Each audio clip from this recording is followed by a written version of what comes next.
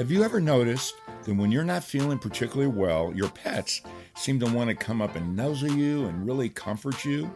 Did you know that the heart's electrical signal is 60 times stronger than the brain's electrical signal? Now, how about this one? Did you know that animals, especially dogs, cats, and horses, can sense emotional and energetic changes in humans? And studies show that heart rates can synchronize between humans and animals. Well, in today's episode, Victoria Sambleson joins me. She's a founder of Animal HypnoShift and a trained hypnotist. And we're going to talk all about hypnotherapy for pets. And trust me, it's not what you're thinking. Now, when you have a pet that's not behaving in a way you think they should or acting really strangely, do you think it's all the pet, or could it possibly have something to do with you or someone else in your house? Well, guess what? Generally, the issue is about 60% human and 40% pet. Well, for me, it's probably 80-20. Now, Victoria goes into the detail about how the process works, the science behind it, and so much more. And by the way, she does not hypnotize the pet. You're just going to have to listen to find out how it works. And I promise, Victoria is going to mesmerize you today in one of my more fascinating episodes. For real, for real, for real, for real, for real, for real, for real, for real, for real, for real, for real, for real, for real. Got a bunch of furry friends and I love them all the same. I'm an animal lover, veterinarian is the name. Let's share some pet stories from heartwarming to strange, losses and gains, from wacky to insane. For real. You're now tuned in to For Real with your host, Mark Kyle.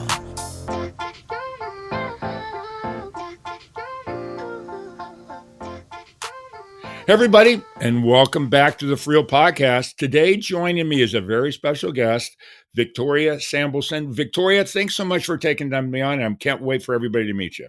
Hi, Mark. Thanks so much for having me. I'm really excited to talk to you today.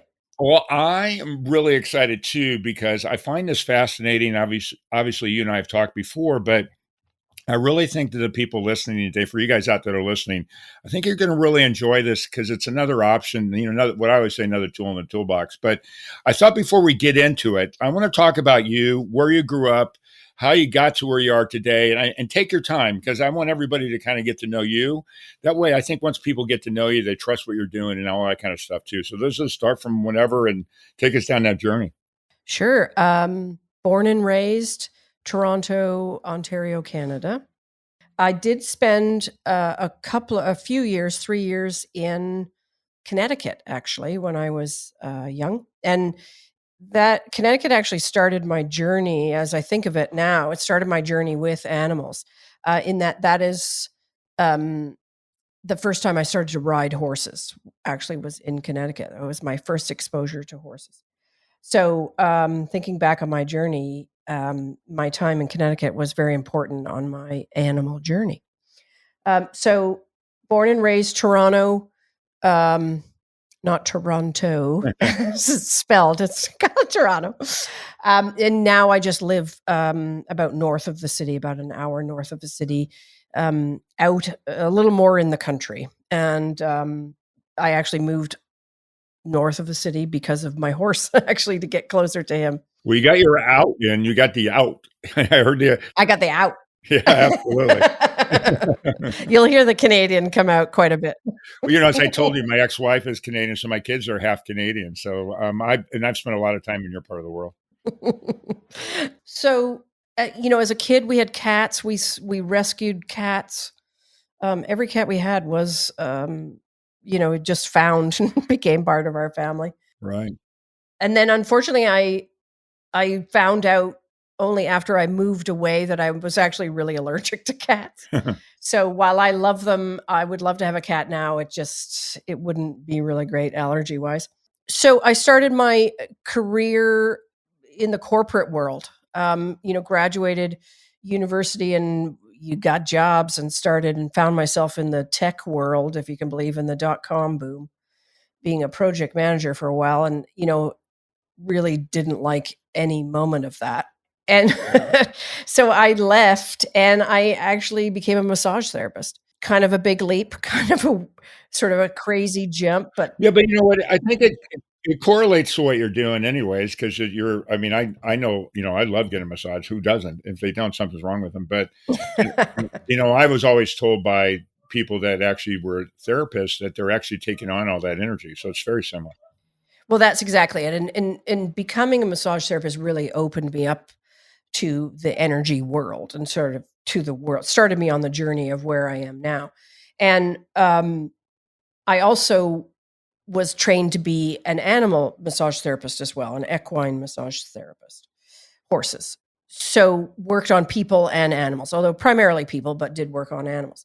And that working on people really opened me up to the idea of energy, that there was energy to being an empath. I didn't realize I was an empath. And when I would feel people's pain in my body, Mhm. I had to figure out how to not feel people's pain in my body, Right. how to set energetic boundaries, something that I help people do today to this day. Let me interject something real quick. Please. So for you guys that are listening, I'm sure there are some people rolling their eyes. And the bottom line, there's scientific evidence about this. So, Oh gosh. do the research for the people that are there, but there is scientific evidence on the energy and taking on the other energy. So just as an FYI. Absolutely. The electromagnetic field of the heart. That's what it does. There's Right. the Heart Math Institute is a neurocardiology institute in California that has researched this for well over 20 years. Massage therapy, animals start to blend together. I welcomed dogs into my life for the very first time. Went down a beautiful path with two dogs that have passed now, but two whippets. And I currently have another whippet now, who all of my dogs have taught me about everything that I do now, as well as I started riding horses again. I did that for most of my childhood, and then I stopped, when you kind of become an adult and have to start paying for that yourself. Yeah. Horses sort of leave your life. But I rescued a racehorse who is still with me to this day. And these animals that came into my life really started me down this path of recognizing that for a couple of things. One, our animals are in our lives for a very specific reason. And when we embrace that idea that they come to us to teach us things, our lives change and so do theirs. So they opened me up to that. But they also opened me up to the idea that animals can heal and heal us in really powerful ways. And I became a facilitator of equine experiential learning. And I remember you said you had on your podcast already, I can't remember the name of the Chase Center out in California. right. So I became a facilitator of that, not that specific thing that they do, but something that's taught here in Canada. Real quickly, for you guys that are, and I want to get back to, I'm sorry to interrupt, but for you guys that are listening, if you haven't heard the episode, it's equine therapy for all kinds of things, PTSD across the board, and you can get into that. But one of the things I wanted to address again with this energy thing, it's been scientifically proven that horses, I think it's 3 meters, have a energy field that they can actually calm people down. And you go into that. I'm sorry to interrupt because I'm terrible at that, by the way, but just go on. Sorry. No, this is free flowing. I love it. Yeah. Yeah, that's exactly. And it is actually the Heart Math Institute that has been doing that research. So the same institute that's researching the heart field of the human heart, they research the heart field of all animals, but they've done a ton of research on horses. And what they know is that the electromagnetic field of the heart, just like all electromagnetic fields, they are transmitters and receivers of information, right? That's how your cell phone communicates with the cell tower, right? Sure. So we have these electromagnetic fields that are generated by the heart. Now, the heart field we also have one generated by the brain, but the heart field, I believe, is something like 5 times bigger than the brain one. Well, mine for sure, because I know how big my brain is. And the information, here's the cool part, the information that is sent and received from that heart field, from that electromagnetic field, is emotion. And so our hearts are communicating emotionally with every heart it comes in contact with. Really? Every beat of your heart sends information like a cell phone Huh. to the other heart. That's why you can be in a room with somebody and not even see them and know how they're feeling. Yeah. Well, yeah, I get that. That makes sense. Your heart is the one telling you how they feel. Huh. Well, I think I always thought about it. You can just feel the negative energy, but I never thought about it being your heart. But Yeah. that makes Yeah, but sense. you're feeling it with your heart. Yeah. Wow. Well, for sure, my heart's big. I don't know about, again, like I said, my brain's not too big. So it's got to be my heart. Yeah, well, it doesn't matter because all of the and what they know is that more information passes from your heart to your brain than from your brain to your heart. Really? That's cool. And all of the information that is passed primarily, it's emotion. So if you look at, that, remember, I've warned you, I go all over the place. So I'm now thinking, so I'm, as I said, it's funny because I was in Ukraine about 2 months ago, and Mm, somehow we were talking in this group of volunteers I was working when I was doing some volunteer work. And again, this is English to Ukrainian. So, but I was telling the term, I think they were asking why people were there because I was the only American that was in Ukraine at that time. And I was always saying kindness begets kindness. So mhm. that's kind of an interesting thing. So, and I believe kindness comes from the heart as well. So if you're bringing it from your heart to your brain saying, "Oh yeah, that kindness thing's kind of cool." That's my theory right now, at least.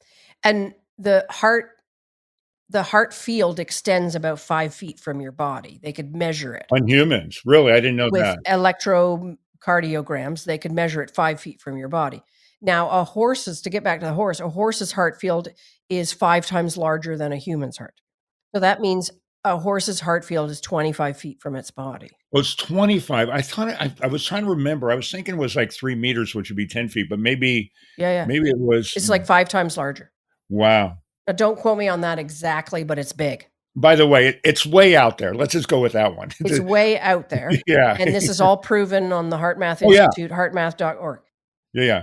And so the thing is about horses, about prey animals, so they're reading the emotion from you. They know how you feel. Right. Even when you say, "I feel great," and you're terrified, they know you're terrified. Right. Okay. Now, as prey animals, they want their predators calm. And you're a predator. Right. So they actually use their heart. They've shown it. It's like amazing, some of the research they've done.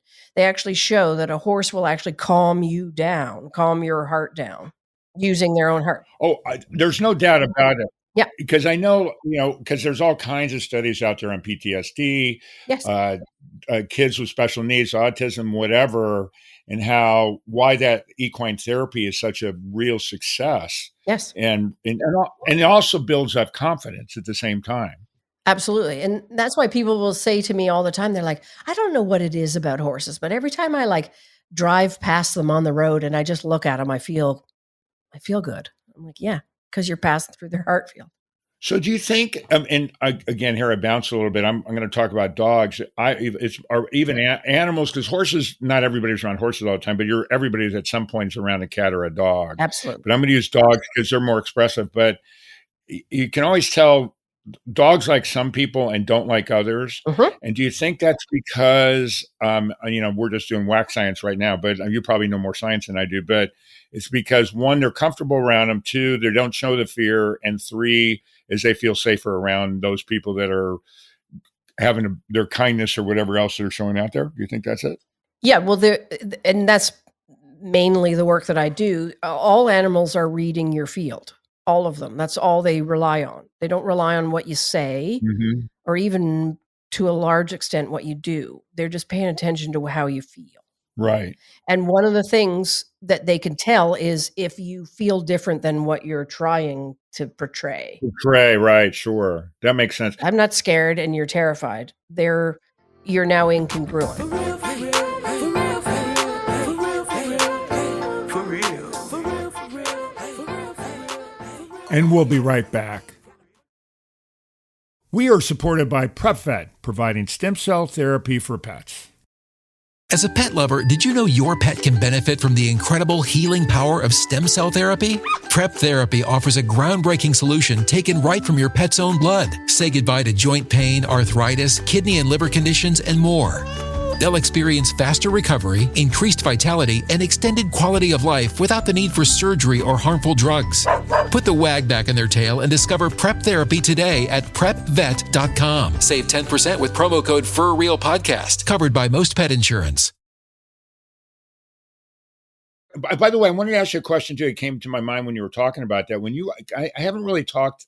I know that there was some massage therapy in the animal world. Yep. But you were doing horses. Was this for like more athletic horses, or jumping horses, or racing horses, or just horses in general? And tell me a little bit about that, and then let's keep going forward.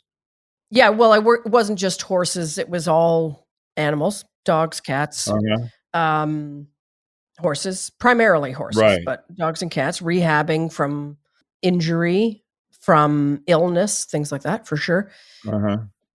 I worked with all horses. I worked with race horses, was how I kind of started. A cousin of mine was a standard bred trainer, and I worked with his horses. We had some really amazing success with those horses. And then, people who had horses where my horse was, and they're like, oh, my horse is a little feeling, or for pure relaxation, for anxiety relief, all that kind of stuff. Anything you would go to a massage therapist for as a human, we do with animals as well. So rehabbing, Right. Competition, that kind of stuff. Sure.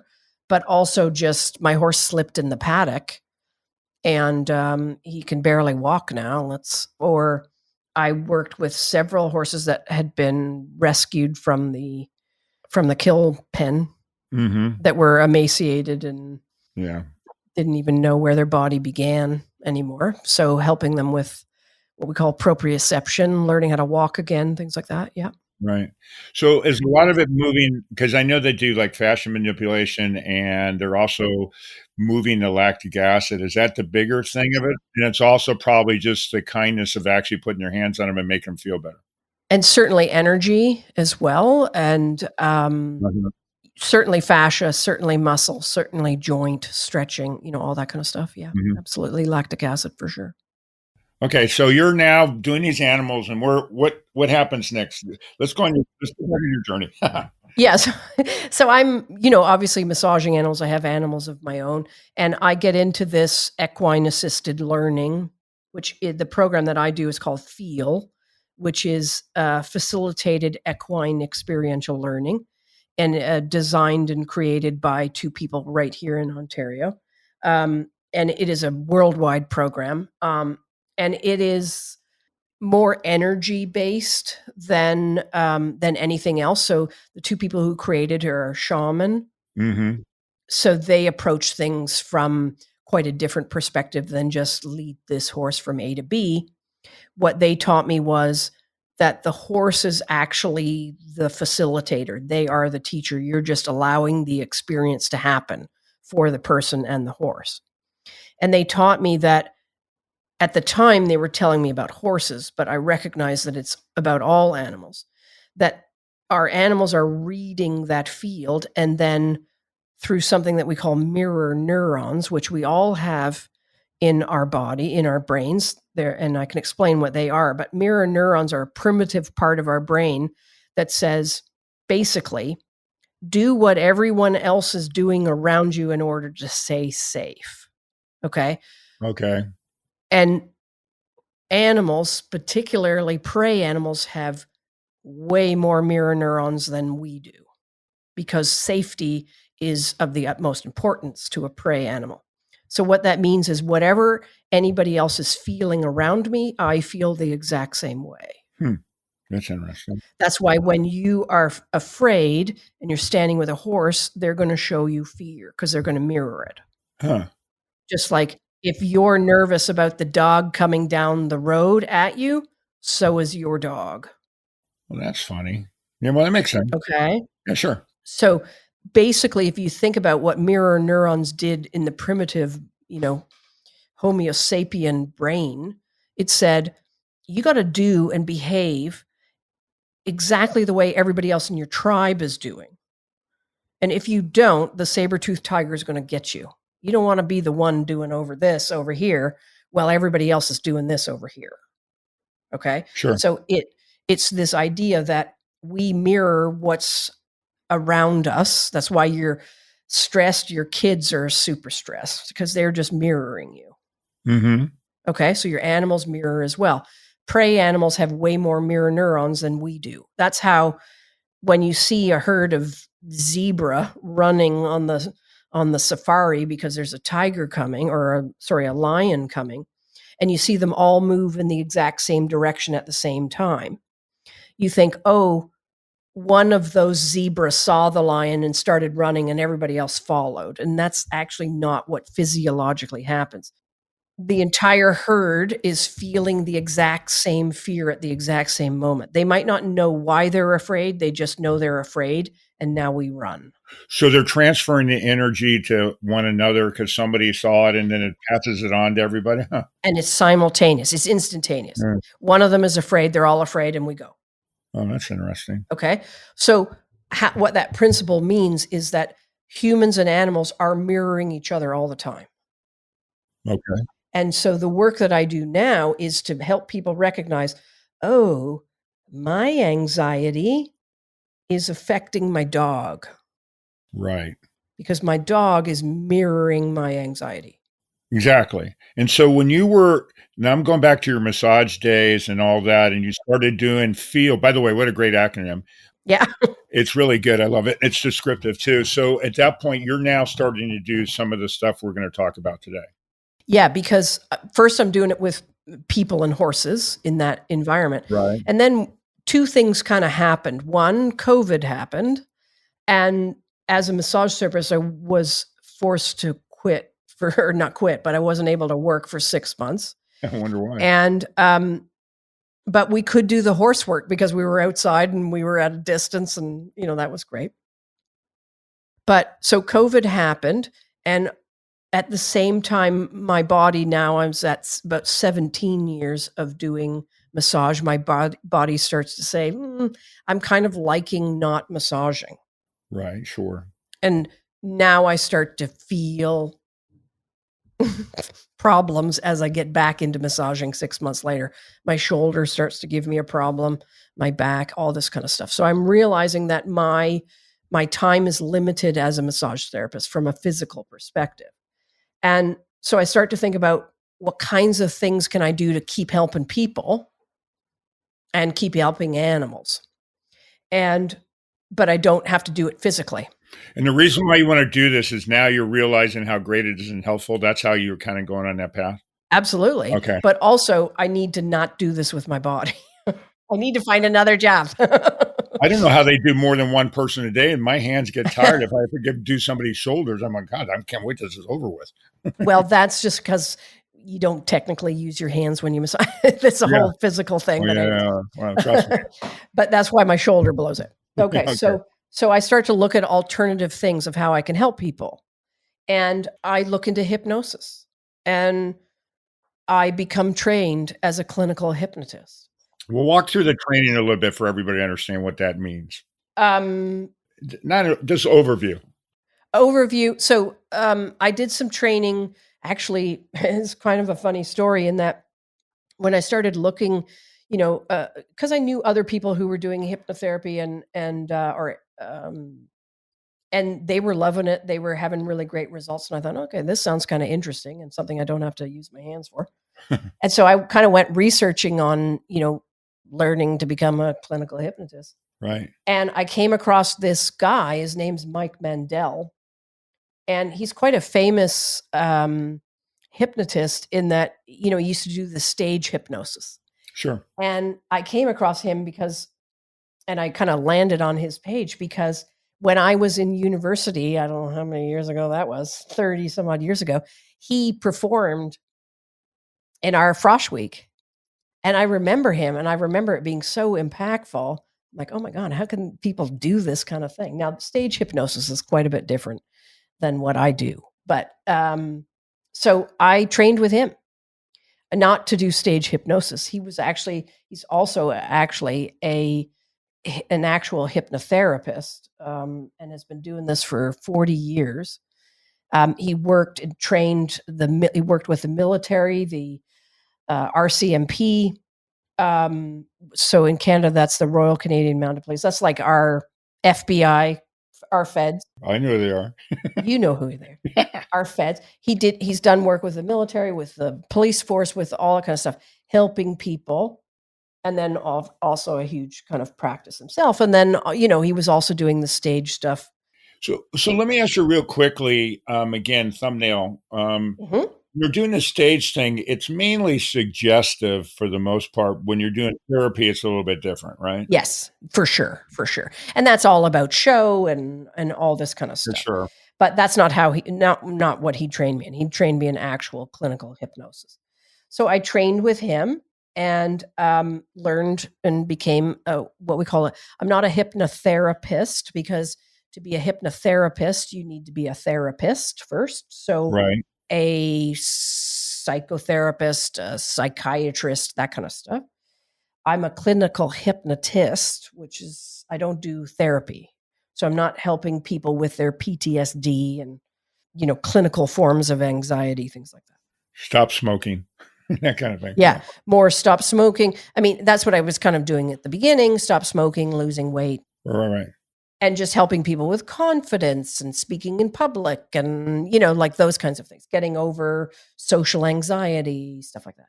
And it started to kind of move into a lot of the stuff that I was doing to help people that I was doing with the horses. Very similar group of, women who their kids had moved out and they're trying to figure out what they're doing with their lives and, stuff like that. Right. And so I start working with people. Now I'm doing it all. I do all my work I do online over Zoom. I want you to get into that. And we'll get into that for sure. Okay, cool. And that allows me to work with people all over the world. I mean, this morning I worked with somebody in Kuala Lumpur. Oh, cool. So it allows me to work with anybody, anywhere, anytime.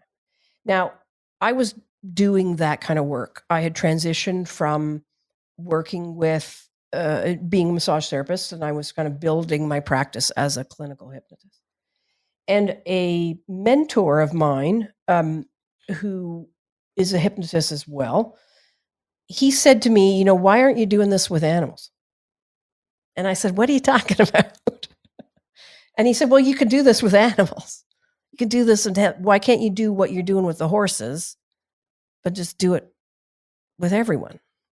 And I was like, you're right. Why am I not doing this with animals? Because you see, the thing is, I was helping people and they didn't even know it, but their animals were getting better. Right. Because they were calmer. They were more relaxed. And so their animals, they didn't even realize it. But I'm like, have you noticed that your dog's not so anxious when we talk here on Zoom? Have you noticed that? That the first time we talked, when we were talking about the kind of work we were going to do, your dog was anxious, panting, sitting beside you. And now, a couple sessions later, your dog just sits there and lays, breathes deep. Have you noticed that? And they'd be like, yeah, and actually, my dog's been super chill all week. So I want to clarify something for everybody that's hearing. You're not hypnotizing the dog. You're working with the human. So you guys are hearing this. The dog's not going in and going, go lift your right paw and all that kind of stuff. So explain that a little bit so people understand. Right. But then I do start to do that, but we'll talk about that in a second. Oh, really? I know. So primarily in the beginning, I'm working with people and their animals are just getting better. Okay. Now I start to talk to people who have people who have animals with problems like health issues, anxiety, whatever, leash reactivity, anything you can imagine, any kind of behavior issue. I now start to talk to people. You got a dog with a behavior issue. I can help you. And I help them realize that a lot of that behavior issue is about them because of the mirror neurons. And so the dog is mirroring what's going on. And I can give you a million examples about that. The dog is mirroring about that. So when we help the person resolve that issue, then the dog stops mirroring. That's cool. And people are like, whoa, I can't believe my dog isn't reactive on the leash anymore. It's like, yes, because we fixed you. Because when somebody comes with an issue like that, it's like 40% about the dog and 60% about the person. And any dog trainer will tell you that's exactly it. They'll say, yes, it's about the person as much as it is about the dog. You watch any dog whisperer, Cesar Millan's going to tell you it's all about your energy, but they don't do anything to help you about your energy. They just tell you your energy is bad. I'm helping you with your energy, and I'm helping you with your dog. So let's talk a little bit how you're helping me with my energy. So if I'm really anxious, Yep.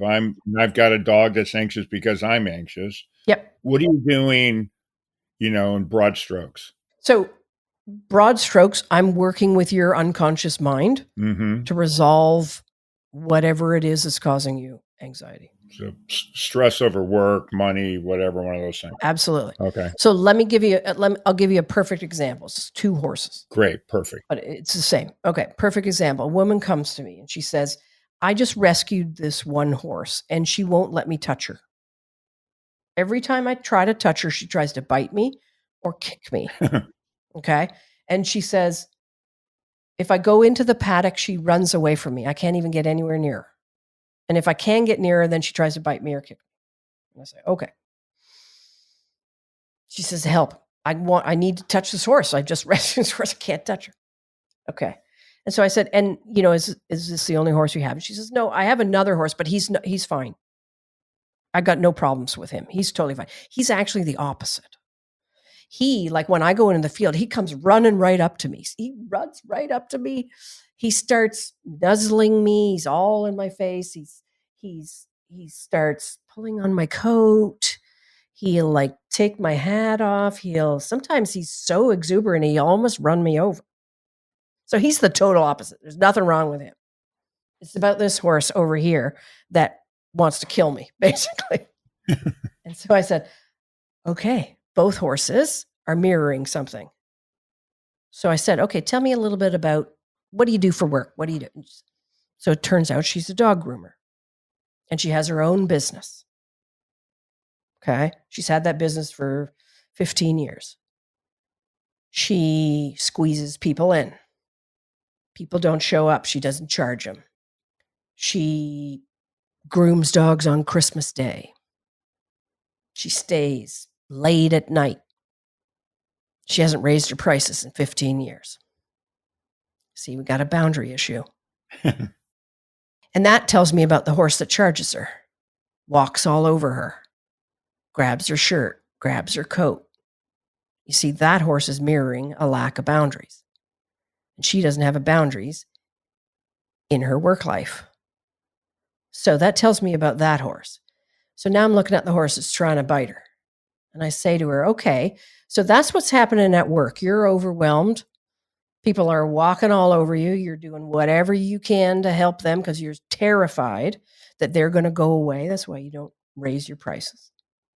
And I said, well, what happens like in the rest of your life? Like when you have friends over to your house, or how do you interact with your friends and your family? And she says, oh no, I don't let anybody come to my house. I don't talk to people. I barely speak to my husband. I don't have time for people. I really don't have any friends. Can you see how the other horse is mirroring that wall that she has up? Her new husband. You see, in one aspect of her life, she has 0 boundaries. And in the other aspect of her life, she has a wall. Huh. That's interesting. And each horse is mirroring both aspects of her. The fire-breathing dragon is mirroring the wall. I don't speak to anybody. I don't let anybody come in my house. I just can't stand it. And the other horse is mirroring the overwhelm, no boundaries, let people walk all over me. So she needs a balance on both ends. That's what it is. That's it. So with the work, so I did one session with her, one session. And we worked on boundaries, healthy boundaries. And she came the next week for the next session. We haven't even worked with the horses yet, which I'll talk about in a minute, but we haven't worked with them. All I did was work with her. And I said, how'd it go this week? Tell me, what was your week like? And she said, the funniest thing happened. said, what? She said, I went up to visit the horses. Yes. And she said, and the mare came right over to me. She let me touch her. She let me put her halter on. She let me groom her. And I said, and what about the other horse, your other guy? And she said, the weirdest thing happened. I walked into that field and he was at the other end of the field with his buddies eating. And she said, he just looked up from the hay bale. He looked at me and then he went back to eating. That's cool. And I said, okay, so how'd work go this week? And she hadn't even really thought about it. And she said, you know what? I actually raised my price this week. And I said, oh my God, what happened? How many people were enraged? And she said, nobody said a word to me. In fact, 2 people said to me, I was wondering when you were going to raise your rates. And then she said, I had this other person call me and ask me to squeeze them in. And I said, no. And I said, oh my God, what happened? They must have been enraged. And she said, actually, they just booked for next week. And until I pointed it out and actually asked her to look back on her week, she wasn't even aware that she had raised her prices, that she had said no. She's just going about her week. She talking to her husband more now? Yes. In fact, There you go. he's the one who said to her, I don't know what happened, but that horse just suddenly let you touch it. What happened? What'd you do? She didn't tell him what she was doing with me. He noticed a change in the horse. Right. You see, all I did was work with her energy. Eventually, we worked with both those horses, but all I did was work with her unconscious mind to say, you know what? Might be a good idea to start setting boundaries so that you don't get overwhelmed, so that you have balance in your life. Maybe that's a good idea to start doing. Projecting balance. Huh. Okay. She didn't have to think about balance. She just became balanced. And her horses immediately mirrored that. Do you have a dog story that's like that for people, like common things like barking dogs or something like that you've done, or whatever that may be, that for people that are listening to give an idea how it might benefit them? I have millions of dogs and cats. Well, But before I do, let me explain the work that yeah, please. has expanded, because it will help with the story. Okay. So that's just working with the person, okay? But that's not what I do. That's not the only thing I do. I also work with the animals. And you think, how can you hypnotize an animal? Well, we don't hypnotize the animal. What we do is we use the person's unconscious mind as a surrogate for the unconscious mind of the animal. Okay. Okay? So what that means is, in any kind of surrogate situation, right? Whether it's a woman going to carry a baby for someone else, you want that surrogate to be as healthy as possible before they start to do whatever they're going to do, right? Right. So that's why I work with the human first. Whatever the problem is, I work with the human to say, we got to get rid of some of the emotional baggage, some of that mirroring, some of the stuff you've got going on, in order to help the dog or the cat or the horse I just worked with a guinea pig this morning. Or the guinea pig, right? I know. It was great. I can be your guinea pig. So we need that surrogate to be super healthy. That's why I did the work with that woman about boundaries first. It's like, we got to clear up your stuff first before we help the horse. And we're going with 60-40. So you're doing the majority right now anyways, which makes sense. Right. Pretty much. Okay. So now, recognizing that those 2 horses in this case also have their own 40%. That horse was rescued.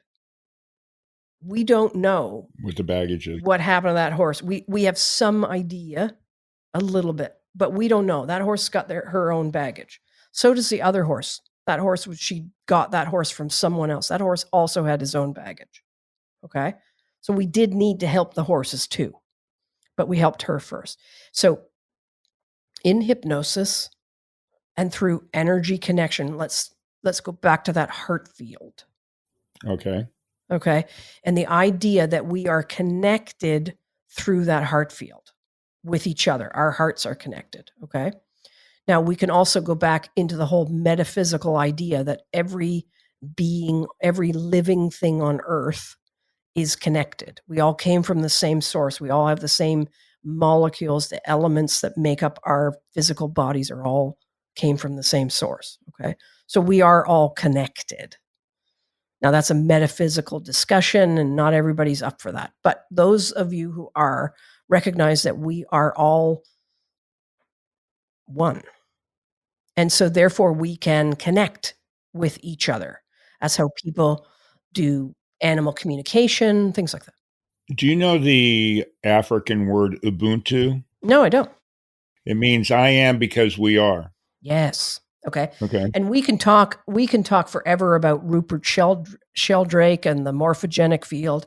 We can get into all that kind of discussion, but I don't think we have time for that today. Yeah. Okay. There is science behind the fact that we are all connected, especially, and even Jung and Freud talked about the id, the ego, and the superego.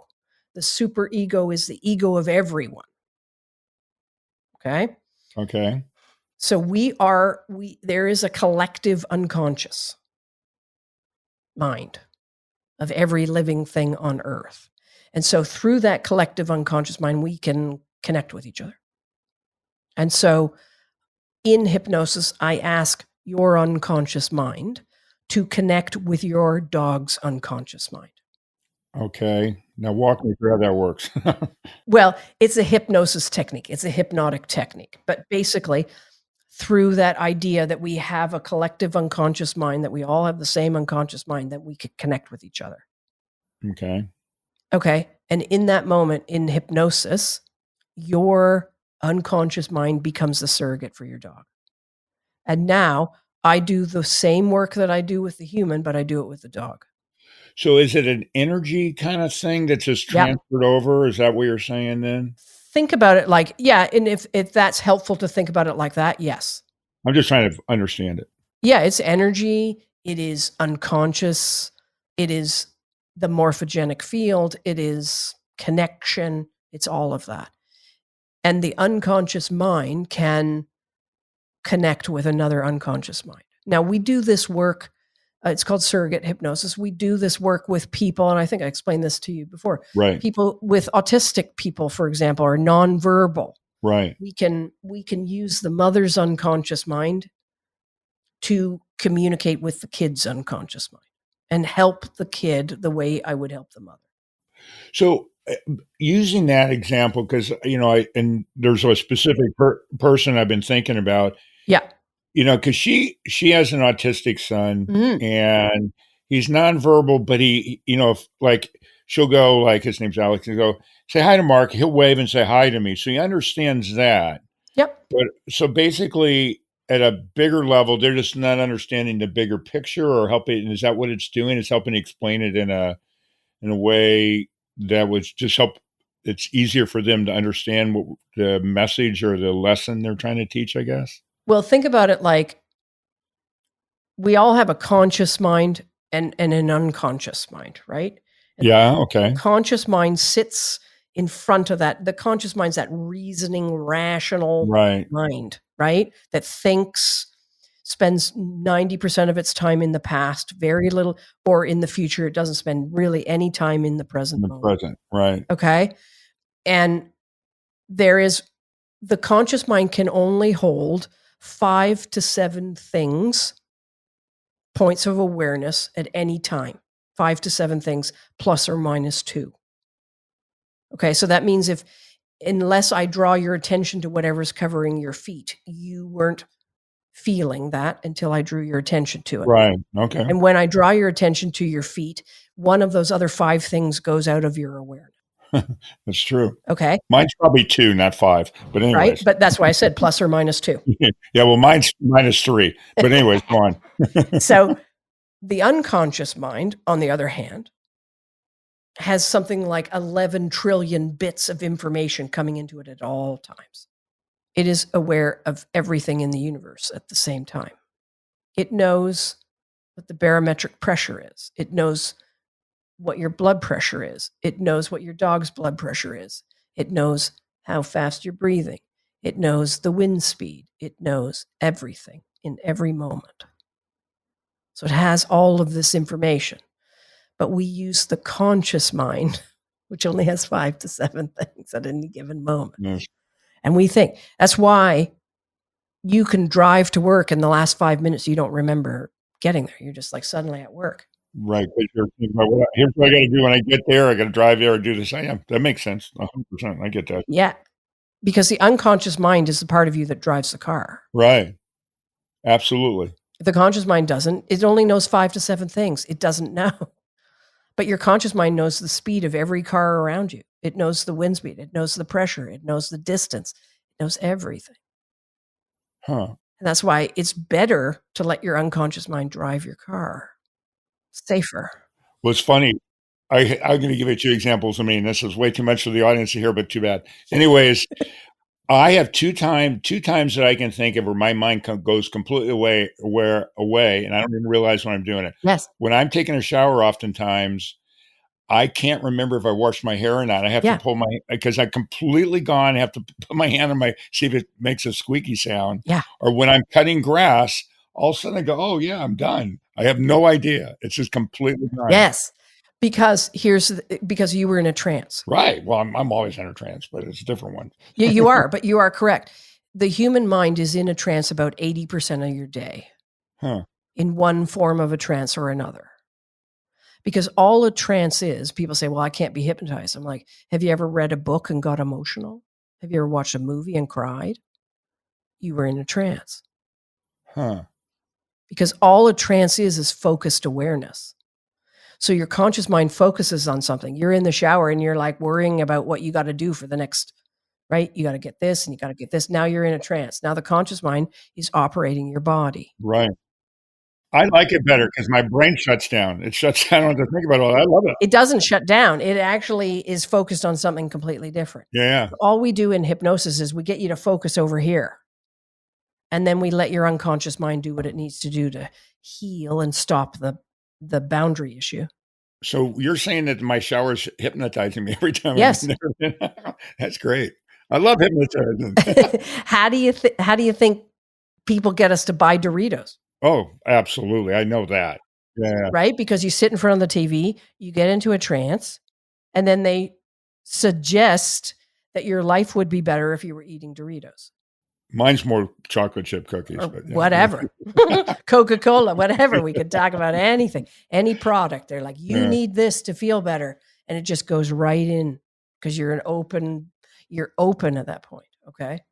So back to the whole connection thing. If there is one super ego, as Freud called it, or as Jung called it, if there's one super ego, if there is one collective unconscious, then our unconscious minds can connect to each other. Okay. And so all I do is I connect you to your animal's unconscious mind. And then I say, hey, how about you step to the side and let your animal's unconscious mind come in? And what happens is you will feel and experience them with your 5 senses. Wow. You'll feel what it's like to be your dog. Okay. And then your dog can give you information on what it's been feeling. Okay. So let me give you that dog example. Okay. So I had a woman come to me and she said, my dog is absolutely insane. I can't walk him on the road. When cars pass us, he goes insane about cars. He goes absolutely ballistic. And he was a big, I think it was like a standard poodle. He goes crazy with dogs. But she says, here's the weird thing. When I take him, he loves to go in the car. He's not terrified of cars. He's terrified of them when they're on the road, particularly our road. And this is important. They live on like a dirt road. And so she has to walk him along there's no sidewalk. She's got to walk him along the road in order to get to like another area where she could take him into a big park, right? And he goes nuts. Doesn't matter the car, doesn't matter how fast, nothing. Okay. But she says, here's the weird thing. He goes in the car with me and I'll take him to another part of the city and I'll walk him and there'll be cars passing and he doesn't care. Okay. So it's his drive. It's his road. And we worked with her. She had a lot of fear. She was starting her own business. She was leaving her job. She was gonna quit her 9 to 5 and start. She was an artist. Start selling her photography, creating a business. Had a lot of anxiety around feeling safe one place and breaking out and doing something new somewhere else. A lot of anxiety. Okay. So, of course, naturally, and then she also had a ton of anxiety about her dog going crazy on the road. So now it came to the point where every time she saw a car, she would get anxious. Sure, that makes sense. And then the dog was like, oh God, here, it's going to happen. And this was a big dog. She was older, was going to get pulled over, like that kind of stuff, get injured. Okay, so we worked first session. I worked with her on her anxiety about her business and about her anxiety about her dog. I think maybe we did 2 sessions on that. In between the week, she launched her business and she had set up her own art show and she was off to the races. Okay. Because we helped her with that business anxiety. And so then it came time to do the session with the dog. And I get her into trance. I make the connection. Now the dog, I'm in communication pretty much with the dog at this point through my client. Okay. My client is seeing everything from her dog's perspective. We do some work around helping the dog with the cars, right? And after the session, we talk a little bit about what she felt, what she got, the communication she felt from the dog, what she was aware of, what the dog was afraid of, all that kind of stuff. So with her 5 senses. And she was shocked at what the dog had shared with her, because it shared with her via these 5 senses. And she was reminded of a story that the breeder, because this was a dog that she got from a breeder, that the breeder had told her just in passing when she picked up the dog, the puppy, for the first time. And the breeder told her this story and said, oh, funny thing happened a couple of days ago. The mother dog and the puppies, they were outside.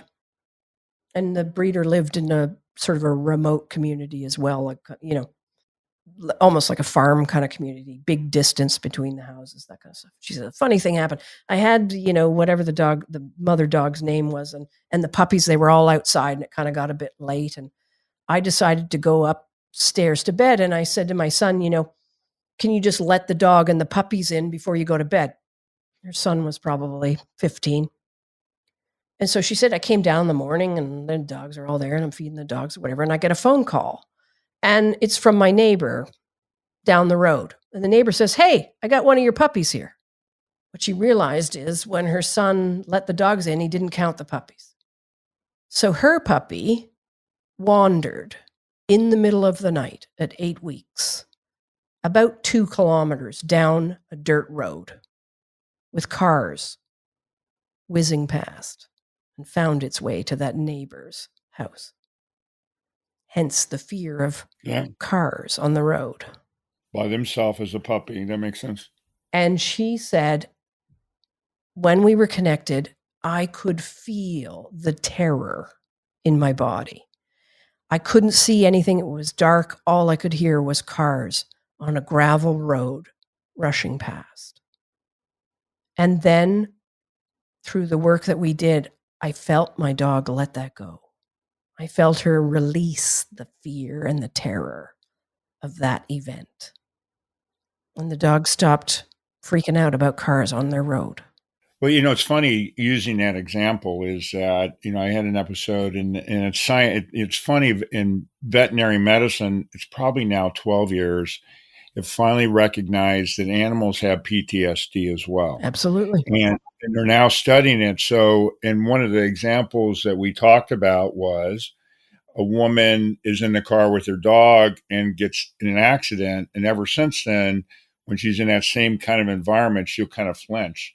Well, guess what? The dog experienced the same thing. And so they've gone through the same experience. Absolutely. Yeah. I worked with a dog very similar, terrified of getting into a car. And wouldn't even walk past cars on a driveway, none of that. But this woman's father would come out, take the dog would jump in the car for him. Oh, because she'd been in an accident. He didn't like the way she drove. Yeah, exactly. No, it turned out that twice in that dog's life, it developed like it had this weird sort of, I can't remember, it was maybe some type of an infection or a weird sort of seizure disorder where my client had to drive that dog 3 hours twice in the middle of the night while the dog was having full seizures in the back seat. Oh, yeah, well, that makes sense too. Okay. But here's what turned out. We didn't even know until we did hypnosis and kind of regressed. Very similar thing happened to my client when she was 5 years old. Oh, wow. That's crazy. Yeah.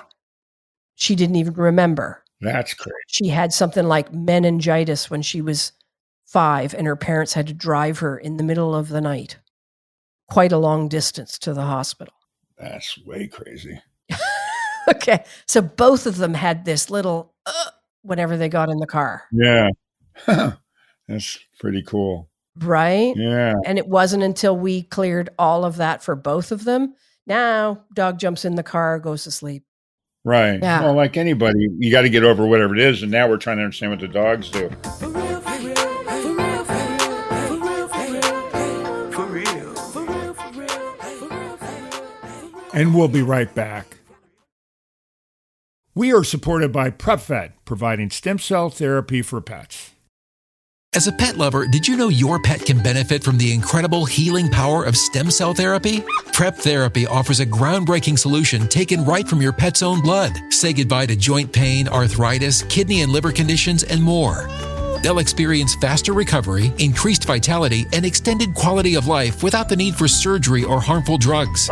Put the wag back in their tail and discover Prep Therapy today at PrepVet.com. Save 10% with promo code FurRealPodcast, covered by most pet insurance.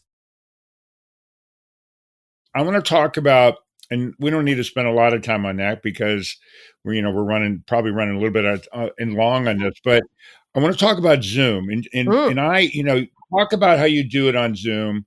You know what the question I have, and you can, and where versus me bringing out, explain to people, because as I told you, I have a friend of mine that's a vet that's doing some stuff like Reiki or something over Zoom, and I'm kind of going, I don't really get it.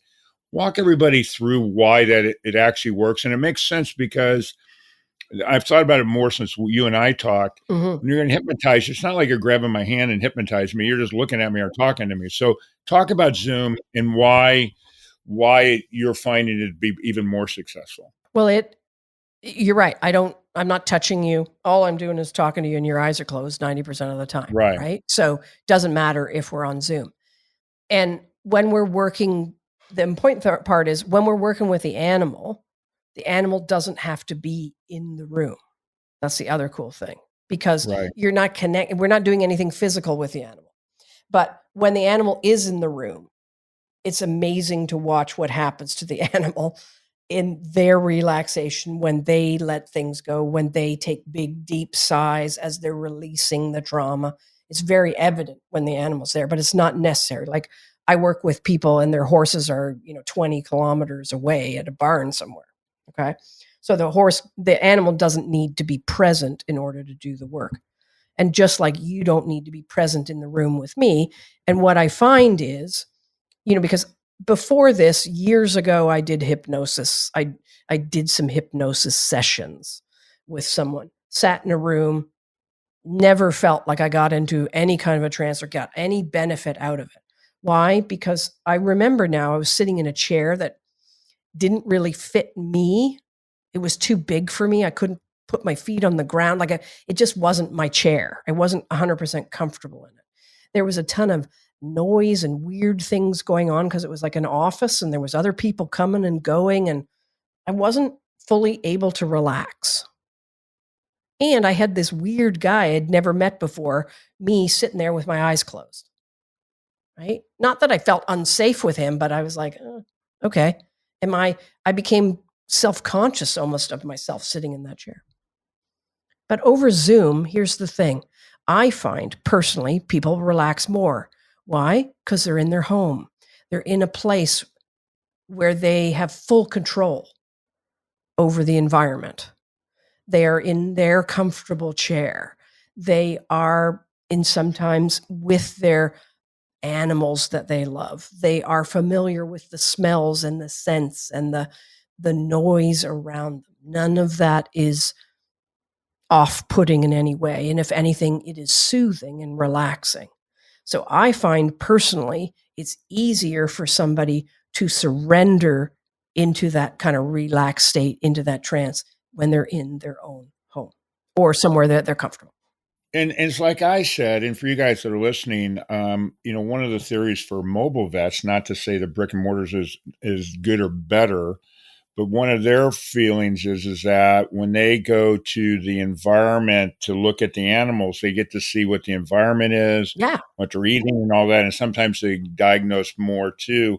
And the other thing is that pets have anxiety going to any other environment than if they're not used to, including veterinary clinics. So that would make a lot of sense for the animal as well, I would think. Yeah, absolutely. Yeah, And it means that I get to work with people in Kuala Lumpur and right. Australia and Asia um and yeah, and with animals. I get to work with guinea pigs in Kuala Lumpur. That's pretty exciting. Well, we're in a digital world now. Well, it's what we're doing right now as well. So it makes all this. And it's why people love working from home. They're in their space. They can, you know what I mean? And a lot of times, you don't get super tired afterwards, but a lot of times people are just like chilling out and relaxing afterwards instead of getting in their car and driving home. Right. Right? Let's talk about, and by the way, tell everybody what your website is. By the way, you guys listening, it's in the description, but tell everybody your website, because one of the things you have on your website, and I want to get into some of those just so everybody can hear it while they're listening now, because, they may not get to the website right away. Tell me your website, but also on your website, you list a lot of different things with pets, like leash issues or, Yeah. and all this thing. So tell them where to find you on the web and then social media and all that. And then let's kind of go over some of the categories of things. Yep. We don't have to go through all of them, but some of the big ones that a lot of people have issues with. Yeah, sure. The most common ones for sure. Yeah. So my website is Animal Hypno, HYPNO, Shift, SHIFT.com.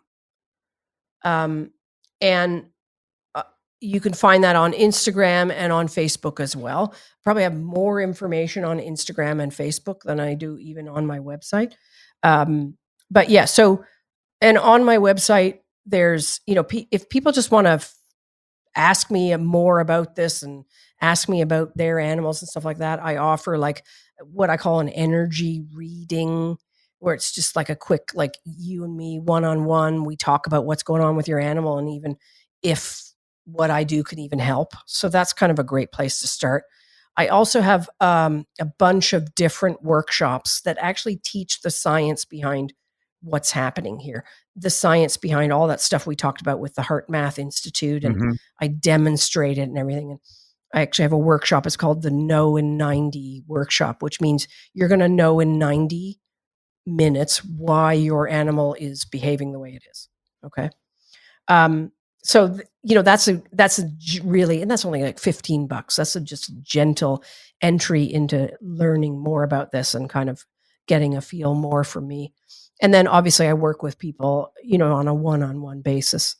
But to do that, I do one of those one-on-one kind of readings with you first, just to find out if we're a fit, Right. So that's they can get all that information obviously on my website. So let's talk a little bit about things. And we haven't even really talked about cats, but I work with cats all the time. And guinea pigs.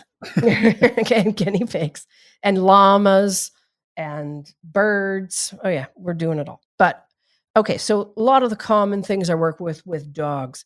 And we haven't even really talked about health issues. This has just been behavior stuff. But so a lot of people come to me with leash reactivity, constant barking, whining, barking at the window, barking at anything that barking at the delivery guy, all that kind of stuff.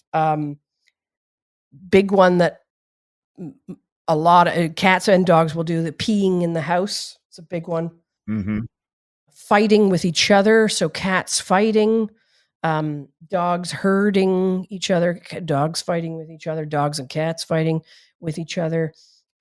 just a general lack of boundaries. So I'm working with cats right now that are just, they've taken over their lives in that they jump on the table when they're eating. They try to steal food off the table. It's all this kind of stuff. And it's just because my client's super wishy-washy with her own boundaries. And so obviously the cats are kind of mirroring that. So dog reactivity, leash pulling. I had 2 dogs that were pulling a lady like she was a sled. They were just dragging her around. It was great. But she was being dragged around by, you can imagine, family members. So a lot of people pleasers, a lot of all that kind of stuff comes out. I do work with a lot of people, both with cats and with all kinds of animals, actually, with itching, chronic skin conditions. The guinea pig, for example, was pulling hair out of his, like he had patches of hair. He would just pull out patches of hair at a time.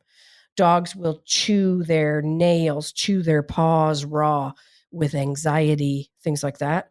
They'll itch. They've got rashes, all that kind of stuff. Chronic over grooming with cats is a big one. Just general aggression, cats and dogs when people come over the house, hiding when people come over to the house, that kind of thing. Jumping all over people when they walk in the house. Yeah. Again, you can see that now. That's a lack of boundaries. Right. And I have a ton of animal communicators. I have a ton of energy workers, a ton of dog walkers, dog and cat behaviorists, trainers come and talk to me because they have cases where they're like, I know it's about the person as much as it is about the dog, and I can't help the person. Help me help the person. Right. And we work together because I'm not in any way saying, don't go to your vet, don't go to a trainer. I'm the first one to say, what has your vet said? What does your trainer say? Where I come from is people who are doing all of these things and nothing's really landing. Something will happen, that things will be okay for a couple of weeks and then it comes back.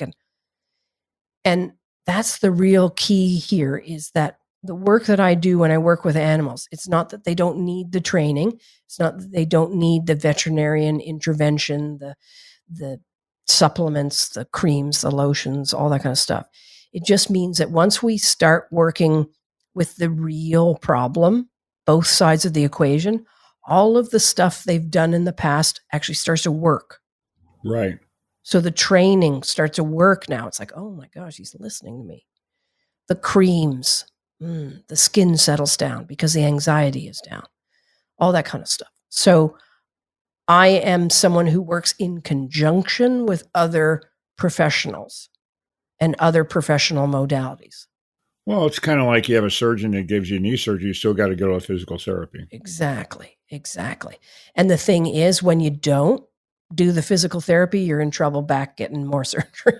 Right, exactly. So it's like, let's work with the 60%. And even like, the stem cell stuff that you were telling me about, it's like, yeah, that works, but we got to look at what else is influencing the problem. Could it be the environment? Could it be the anxiety? That's another big thing I work with, is people who have anxiety about their dog's anxiety. Yeah. Or people who are hyper vigilant because of, we haven't even really talked about animals that they've had in the past that have been sick, right? Animals that have, passed away and they're still carrying the grief of that. Or they had a dog that was leash aggressive before and now they have a leash aggressive dog.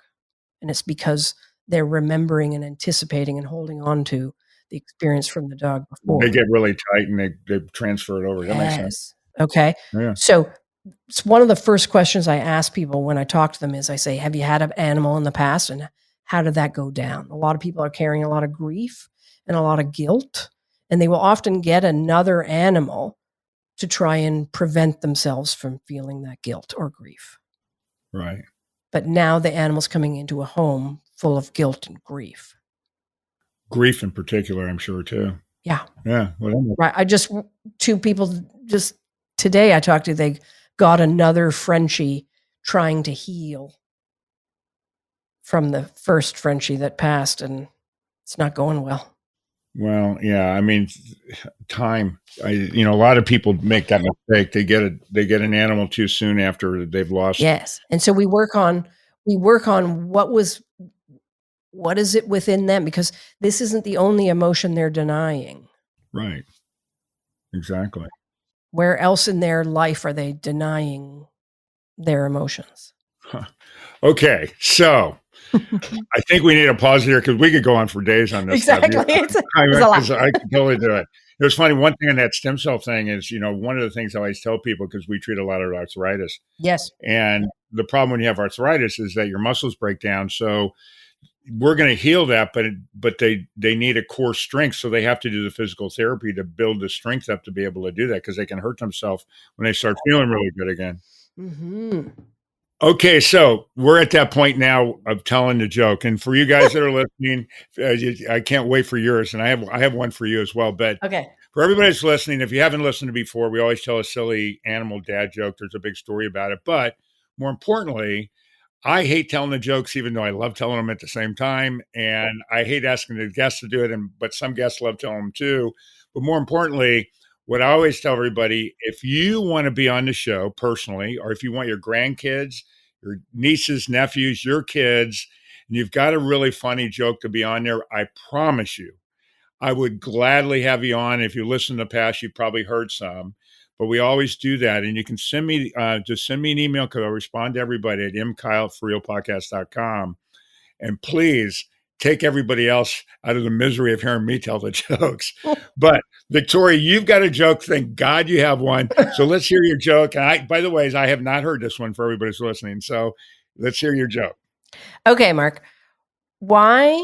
I had to write it down, so I made sure to make sure I say. Well, I always write mine down because I always forget it, because I always screw up on my jokes. Exactly. Okay. So why does a chicken coop have two doors?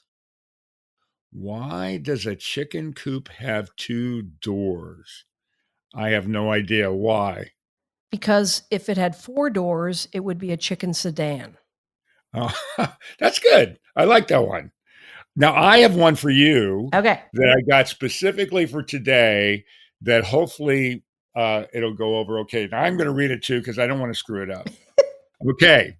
Did you hear about the dog that went to the hypnotist to stop chasing his tail? No.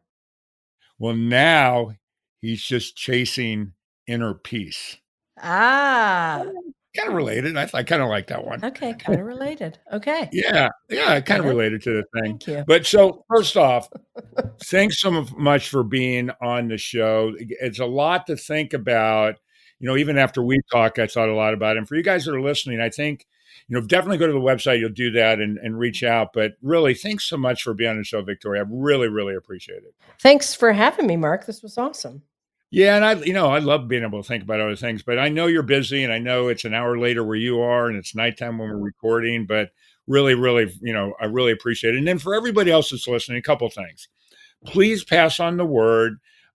You guys that listen are the reason why I'm able to get more guests and more people to listen. Obviously, we become more relevant. But if you've got ideas for the show or whatever, again, email me on that address there, or go to the description that's there. But most importantly, keep listening, keep following and liking and doing all those things. But really, from the bottom of my heart, thanks so much for listening. For real. That concludes this episode of For Real with your host, Mark Kyle. For previous and future episodes of For Real, listen via all major podcast streaming sites.